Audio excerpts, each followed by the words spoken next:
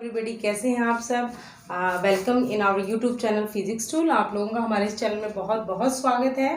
और आज मैं फिर से आपके सामने प्रस्तुत हूँ एक और नए सिद्धांत को लेकर के। और आज का जो हमारा सिद्धांत है वो है गेस्टाल्ट सिद्धांत। आपने सुना भी होगा गेस्टाल्टवाद, ठीक है, जिसके अंतर्गत एक पुस्तक भी लिखी गई थी वर्दिमर के द्वारा। तो ये जो सिद्धांत है ये SOR थ्योरी के अंतर्गत आता है। S means stimulus, O means organism और R मीन्स रिस्पॉन्स। यानी कि पहले जितनी हमने थ्योरियां पढ़ी थी लगभग SR थ्योरीज पढ़ी थी, लेकिन ये जो सिद्धांत है ये SOR थ्योरी के अंतर्गत आता है। और मेन चीज इसमें क्या है कि कोई भी हम काम करते हैं, ठीक है, कोई भी काम करने के लिए जो पहले की हमारी सूझ होती है, जो हमारी बुद्धि होती है, जिस काम को हमने पहले देख लिया है या कर लिया, या अचानक से एकदम से हमारे दिमाग में कोई आइडिया आता है, एकदम से हमारे दिमाग में कोई सूझ आ जाती है जिसका हम उस परिस्थिति में उपयोग में लेते हैं, वो इसके अंतर्गत आएगा। जिस प्रकार कोई भी काम ऐसा जो आपने कभी नहीं किया हो, कोई भी ऐसा काम जो आपने कभी नहीं किया हो और आप पे आपत्ति विपत्ति या बोलेंगे कि ऐसी परिस्थिति आ गई कि कोई ऐसा काम आपको करना पड़ रहा है जो आपने कभी नहीं किया, तो घबराहट में या जल्दबाजी में या किसी डर से उस काम को आप कर जाते हैं। तो अचानक से उस काम के दौरान कोई भी आप में सूझ आती है कि मुझे इस प्रकार कर देना चाहिए, तो इसको सूझ के सिद्धांत के अंतर्गत भी लेते हैं, ठीक है। तो आइए शुरू करते हैं गेस्टाल्ट सिद्धांत। पहले से थोड़ा सा लिखेंगे हम, फिर उसको समझेंगे, ठीक है। आइए सबसे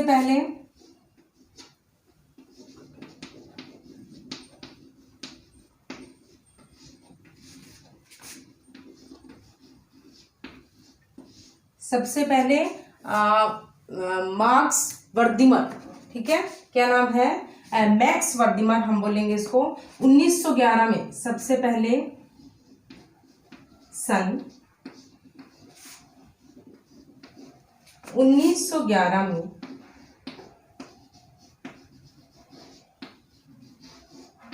सन 1911 में जर्मनी के विद्वान या जर्मनी के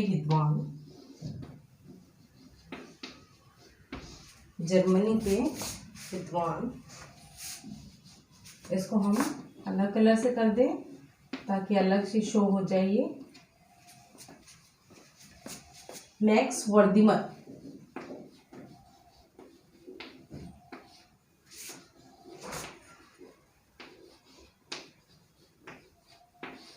ठीक है, मैक्स वर्दिमर ने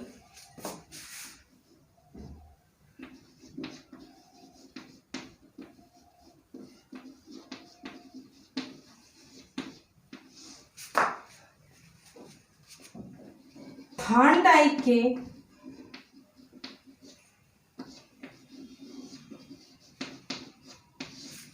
उस विचार का खंडन किया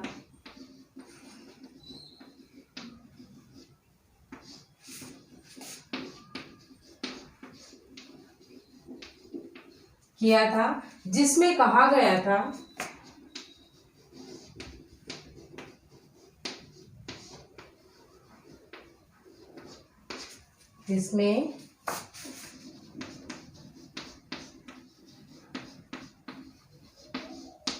कहा गया था कि प्राणी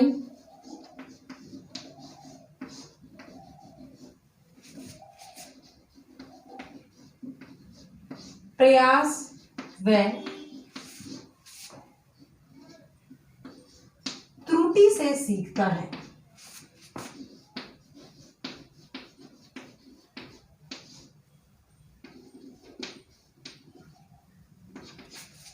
ठीक है, दूसरा पॉइंट,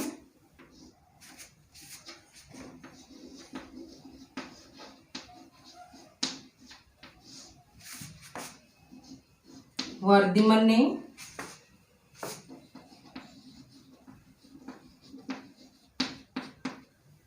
1912 ईस्वी में, ये बहुत ही इंपॉर्टेंट पॉइंट है, पूछा गया है प्रश्न ये,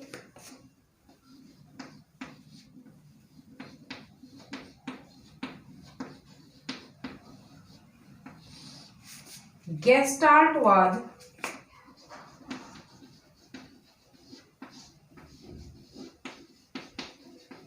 नामक पुस्तक लिखी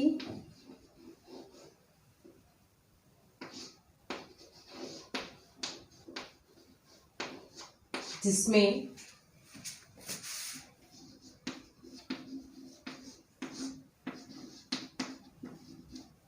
पहली बार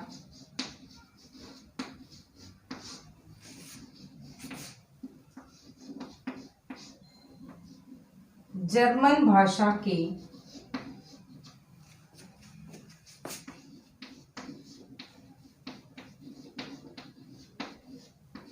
गेस्टाल्ट शब्द, ये जर्मन भाषा का शब्द है गेस्टाल्ट, गेस्टाल्ट शब्द का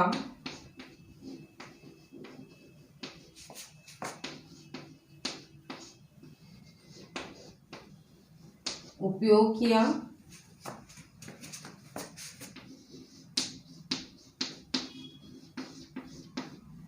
इसलिए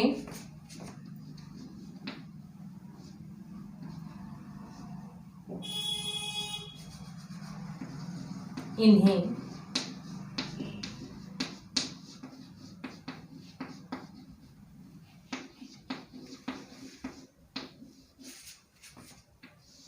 गेस्टाल्टवाद का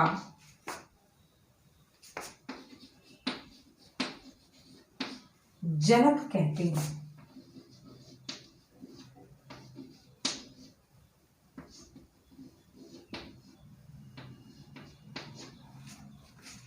अब देखिए, गेस्टाल्टवाद का अर्थ होता है, यानी गेस्टाल्ट शब्द का अर्थ होता है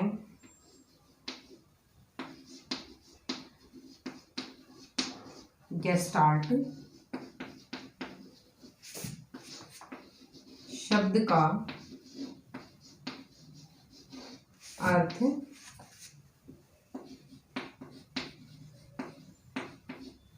समग्र या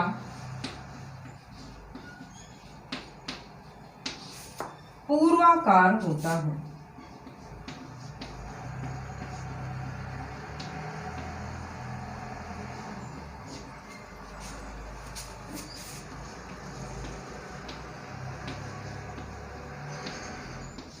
वर्दिमर के विचारों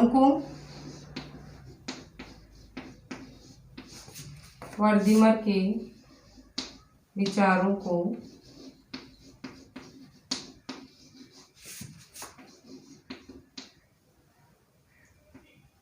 आगे बढ़ाने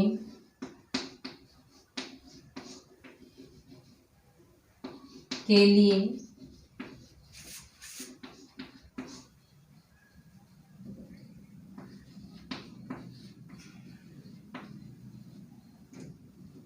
वोल्फ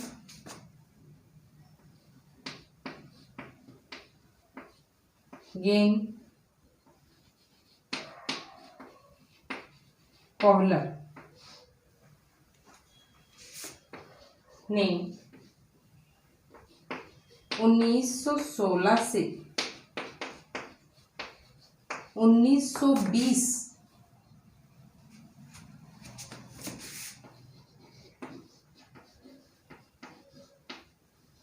के बीच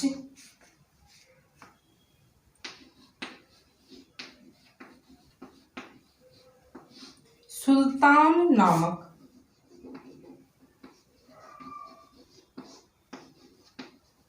वन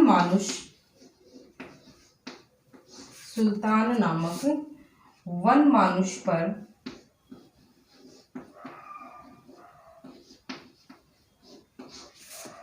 विभिन्न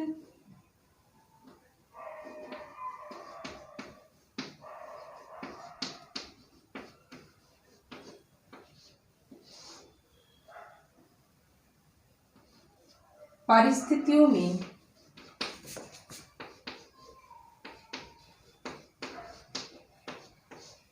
प्रयोग किया।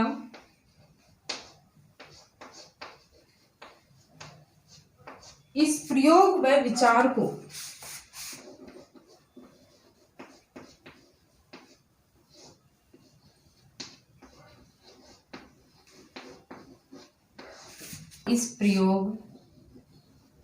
व विचार को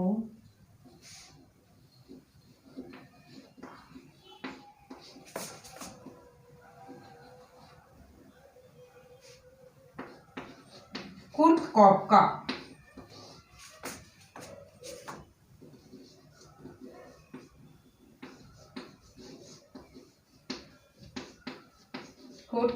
ने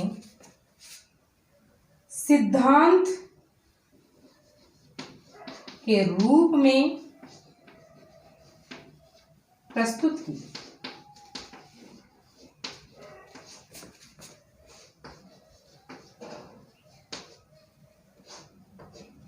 यह सिद्धांत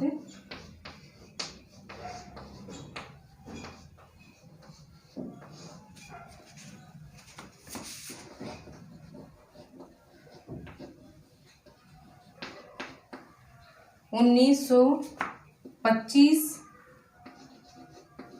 ईस्वी में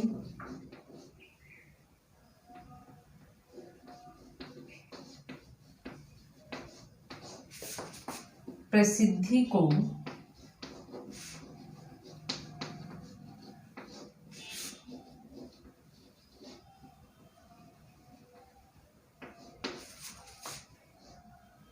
प्राप्त हुआ। ठीक है, अब इनको समझते हैं। देखिए गेस्टाल्ट सिद्धांत क्या है कि सबसे पहले सन 1911 में जर्मनी के विद्वान थे वैक्स वर्दिमर। ठीक है, जर्मनी के विद्वान वैक्स वर्दिमर ने थॉर्नडाइक के उस विचार का खंडन किया जिस विचार में उन्होंने कहा था कि प्राणी प्रयास व त्रुटि से सीखता है। आपको याद होगा, इससे पहले मैंने आपको थॉर्नडाइक का सिद्धांत समझा दिया है, उसमें मैंने आपको प्रयास व त्रुटि का सिद्धांत समझाया था। तो इन्होंने वर्दिमर ने थॉर्नडाइक के उस सिद्धांत का खंडन किया। खंडन करने का अर्थ है, इन्होंने कहा कि मनुष्य केवल प्रयास व त्रुटि से ही नहीं सीखता, बल्कि और भी ऐसी परिस्थितियां होती हैं जिसके कारण मनुष्य में सूझ उत्पन्न हो जाती है। ठीक है, और सूझ उत्पन्न होते ही वह फटाक से उस कार्य को भी कर देता है जो उसने जीवन में कभी भी नहीं किया हो। लेकिन परिस्थितियां उसके अंतर्गत होनी चाहिए। जिन परिस्थितियों में मानव को कुछ कार्य करने के लिए दिया जाएगा तो परिस्थितियों पर निर्भर करता है कि वो उस कार्य को करे या ना करे। देखिए कि जैसे हम छोटे बच्चे को कहते हैं कि जाओ बेटा एक गिलास पानी का लेकर के आओ, तो साधारण सी बात है वो ला देगा। उसको डांट के बोलेंगे जाओ जा करके एक गिलास पानी लेके आओ, तो वो बच्चा डरेगा और उसको गुस्सा भी आएगा कि मैंने कुछ किया ही नहीं, डांट के क्यों बोल रहे। तो परिस्थिति अलग हो गई, तो वो बच्चा पानी ला करके नहीं देगा। उसके बाद उस बच्चे को आप बोलोगे कि जाओ बेटा आप मुझे पानी ला करके दो, मैं आपको एक चॉकलेट दूंगी, तो वो बच्चा एक गिलास के बदले 2 गिलास लाएगा। तो तीनों परिस्थितियां अलग अलग थी। एक सामान्य थी, एक में हमने उस बच्चे को डराया था और दूसरे बच्चे में हम उसको कुछ उसके बदले हम उसको कुछ इनाम या कुछ भी चीज़ दे रहे हैं जिसके कारण वो और भी ज़्यादा उसने 2 गिलास पानी ला करके दिया। ठीक है, तो परिस्थितियों के अनुसार ही मनुष्य कार्य करता है। ठीक है, और आपने ये भी सुना होगा कि जब मनुष्य साधारण दौड़ लगाता है तो उसका जो समय काल होता है, यानी कि जिस समय के अंतर्गत उसने दौड़ लगाई है, एक लक्ष्य दिया गया कि यहाँ से आपको वहाँ तक दौड़ना है, उस लक्ष्य तक दौड़ना है, कितने जल्दी आप दौड़ते हैं। तो कोई भी व्यक्ति 1 मिनट में दौड़ जाएगा। ठीक है, उसके बाद उसी लक्ष्य के अंतर्गत उस व्यक्ति को बोला जाए कि फटाफट उस लक्ष्य तक पहुंचना है वरना ये पागल कुत्ता तुम्हें काट लेगा। तो वो व्यक्ति जैसे व्यक्ति भागना शुरू करता है और पागल कुत्ते को अगर छोड़ दिया जाए तो व्यक्ति डर के मारे बहुत जल्दी पहुंचेगा। जब उसने 1 मिनट लगाई थी तो इस परिस्थिति के अंतर्गत वो जो व्यक्ति होगा वो 40 सेकेंड या 50 सेकेंड के अंतर्गत ही लक्ष्य तक पहुंच जाएगा। ठीक है, तो दौड़ भी वही है, लक्ष्य भी वही है, बस परिस्थितियां क्या है, परिस्थितियां बदल दी गई हैं। और परिस्थितियां बदलने के बाद ही मनुष्य के अंतर्गत सूझ की उत्पन्न होता है। ठीक है, सूझ अगर उत्पन्न होती है तो वो व्यक्ति के अंतर्गत उस परिस्थिति के दौरान ही उत्पन्न होती है, ये किसी के द्वारा उत्पन्न नहीं की जाती। ठीक है, तो इन्होंने क्या किया, इन्होंने थॉर्नडाइक के विचार का खंडन कर दिया कि प्राणी केवल प्रयास व त्रुटि से ही नहीं सीखता। दूसरा है इंपॉर्टेंट, वर्धमान ने 1912 में यानी कि 1 साल बाद गेस्टाल्टवाद नामक एक पुस्तक लिखी थी। बहुत ही इंपॉर्टेंट है कि गेस्टाल्टवाद जो पुस्तक है उसके रचयिता कौन है, तो उसके रचयिता है मैक्स वर्धमान और उन्होंने 1912 में इस पुस्तक की रचना की थी। ठीक है, इस पुस्तक के अंतर्गत उन्होंने पहली बार जर्मन भाषा के गेस्टाल्ट शब्द का उपयोग किया गया। दूसरा क्वेश्चन बन जाता है कि गेस्टाल्ट शब्द जो है वो कौन सी भाषा का है, तो जर्मनी भाषा का है। और गेस्टाल्ट शब्द का सर्वप्रथम प्रयोग कब किया गया था, तो 1912 में गेस्टाल्टवाद नामक पुस्तक के अंतर्गत किया गया था। इसलिए इसे गेस्टाल्टवाद का जनक भी कहते हैं। इसीलिए वर्धमान को क्या कहा गया है, गेस्टाल्टवाद का जनक। इसी एक पॉइंट के अंतर्गत हमारे 4-5 प्रश्न बन जाते हैं जो कि बहुत ही महत्वपूर्ण है। ठीक है, तो गेस्टाल्टवाद का जनक कौन है, वर्धमान। क्यों, क्योंकि इन्होंने ही जर्मनी भाषा के गेस्टाल्ट शब्द का प्रयोग किया था। ठीक है, उसके बाद गेस्टाल्ट शब्द का अर्थ क्या होता है, समग्रता या पूर्वाकार। ठीक है, यानी संपूर्णता को लिए हुए, यानी जितनी सूझ होती है। देखिए गेस्टाल्ट के अंतर्गत कैसे है कि जैसे एक व्यक्ति, मैं आपको डायग्राम के द्वारा भी बताऊंगी कि एक व्यक्ति है, उसने कभी पेड़ पे चढ़ाई नहीं की। कहने का अर्थ है उस कभी पेड़ पे चढ़ा ही नहीं। ठीक है, और पेड़ इतना ऊंचा है, लेकिन उस व्यक्ति के पीछे आप बहुत सारे सांप छोड़ दो और आसपास कोई भी लक्ष्य नहीं है कि जहां वो जा करके बच सके उन सांपों से, केवल एक पेड़ दिखाई दे रहा है। तो वो अगर हाथों हाथ जैसे ही सांप, उसके पीछे बहुत सारे सांप छोड़ दिए जाते हैं या कोई जंगली जानवर छोड़ दिया जाता है, तो व्यक्ति फटाक से भागेगा और वो सोचेगा कि अगर मैं इस पेड़ पे चढ़ जाऊंगा तो कम से कम मैं बच सकता हूँ, और अगर नहीं चढ़ा तो मरना मुझे वैसे भी है। तो उस समय जो उसके अंतर्गत सूझ आती है, वो जो सूझ आती है वो समय के दौरान नहीं आती, वो कुछ पलों में, कुछ चंद लम्हों के अंतर्गत ही उसमें सूझ उत्पन्न हो जाती है। तो इसी को कहते हैं क्या, समग्रता या पूर्वाकार। ठीक है, अब देखिए वर्धमान के विचारों को आगे बढ़ाने का श्रेय किसको दिया जाता है, वोल्फगैंग कोहलर को। ठीक है, ये बहुत, हमें इसको आगे हम पढ़ेंगे, इस पार्ट में हम इसको बार बार पढ़ेंगे, कोहलर को। ठीक है, इन्होंने 1916 से 1920 के बीच सुल्तान नामक वन मानुष पर विभिन्न परिस्थितियों में प्रयोग किया। ठीक है, अब इन्होंने क्या किया कि जो वर्धमान थे उन्होंने केवल पुस्तक निकाली और गेस्टाल्टवाद के अंतर्गत लिख दिया गया, और इस सिद्धांत का इन्होंने खंडन किया जो कि थॉर्नडाइक ने दिया था। लेकिन इसी सिद्धांत को आगे बढ़ाने का कार्य कोहलर ने किया था, और ये कार्य उन्होंने 1916 से 1920 के बीच में किया। देखिए, एक तो किसी चीज का जनक होता है, ठीक है, और एक ऐसा व्यक्ति होता है जो केवल उस चीज को आगे बढ़ाने का कार्य करता है। ठीक है, कोई तो पूरा ही काम कर देता है कि किसी चीज को उसने, कोई सिद्धांत उसने बनाया, उसको आगे बढ़ाया, लेकिन कभी कभी ऐसी परिस्थिति आ जाती है कि सिद्धांत तो बन जाते हैं, या तो उसकी डेथ हो जाती है, मृत्यु हो जाती है, या कोई ऐसे कारण आ जाते हैं जिसके कारण सिद्धांत को आगे नहीं चला पाता, लेकिन कोई और ऐसा व्यक्ति आता है कि जो उस सिद्धांत को आगे लेकर के चलता है। तो इस सिद्धांत को आगे लेकर चलने का श्रेय किसको जाता है, कोहलर को जाता है। इन्होंने सुल्तान नामक एक वन मानुष, ठीक है, वन मानुष जानते हैं, हम लोग भी पहले वन मानुष ही थे। कहने का अर्थ है कि जो जंगलों में रहते थे पहले के जमाने में, जो जंगली मानव हम बोलेंगे उसको तो वन मानुष ही बोलते हैं। तो उसके अंतर्गत उस वन मानुष पर उन्होंने विभिन्न परिस्थितियों में प्रयोग किया था, और प्रयोग विचार को कुर्ट कोपका ने सिद्धांत के रूप में प्रस्तुत किया। यह जो सिद्धांत है ये 1925 में प्रसिद्धि को प्राप्त हुआ। अब देखिए कि जो सुल्तान की जो विभिन्न परिस्थितियों में प्रयोग किया गया था, ठीक है, वो कोहलर ने किया था, और इस प्रयोग का जो विचार था वो कुर्ट कोपका ने इसको आगे की तरफ बढ़ाया और अंत में जाकर के 1925 में इस सिद्धांत को प्रसिद्धि प्राप्त हुई थी, यानी लोग इस सिद्धांत को मानने लगे थे, जानने लगे थे और प्रयोग के अनुसार इसके ऊपर अनुसरण भी कर रहे थे। अब ये जो सुल्तान नामक वन मानुष है, इस पर विभिन्न परिस्थितियों में क्या क्या प्रयोग किए थे ये हम अगले वीडियो में पढ़ेंगे। तो गाइस आज का वीडियो इतना ही, मिलते हैं कल फिर से इसी वीडियो को आगे की तरफ बढ़ाते हुए, यानी इसी का अगला भाग लेते हुए, और जिसमें हम सुल्तान नामक वन मानुष पर जो प्रयोग किए गए थे उसको पढ़ेंगे। और अंत में आपसे रिक्वेस्ट करूंगी कि हमारे चैनल को लाइक शेयर और सब्सक्राइब करना ना भूलें। और आज का हमारा वीडियो आपको कैसा लगा कमेंट करके प्लीज़ बताइएगा। जय हिंद, जय भारत।